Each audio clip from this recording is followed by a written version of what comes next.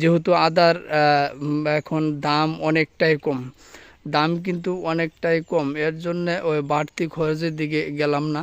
তাই ভাবলাম যে এই বস্তা যেহেতু প্রচুর বস্তা এখানে, আর এই বস্তাগুলো এইখানে ঢেলে সমান করে নেই, সমান করে নেই, যে খেতটাও সমান হয়ে গেল। পরবর্তী যদি অন্য কোনো কিছু চাষ করি অবশ্যই সুন্দর একটা ফসল হবে আমি মনে করি।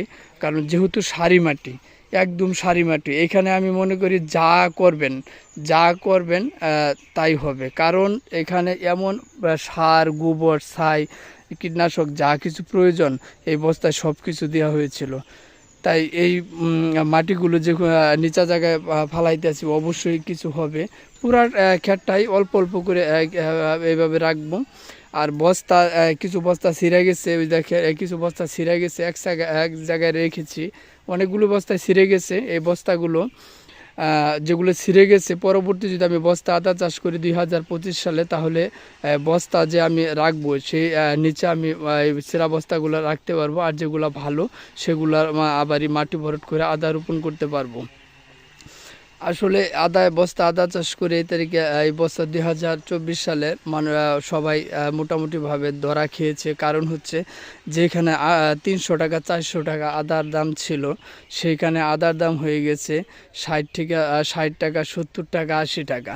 যদি 300 টাকার 400 টাকার আদা যদি আমরা 60 টাকা 70 টাকা আদা আমরা বিক্রি করি, তাহলে তো আমাদের আসলে যা উৎপাদন হয়েছে বা এখানে বিক্রি করলেও আমাদের লস হবে, কারণ হচ্ছে ফলন বেশি হোক সমস্যা নেই, তারপরে লস হবে। কারণ হচ্ছে 60 টাকা 70 টাকা, তাহলে দেখেন কয় গুণ কমছে, কয় গুণ আদার দামটা কমছে, অনেক কিন্তু আদার দামটা কমে গেছে।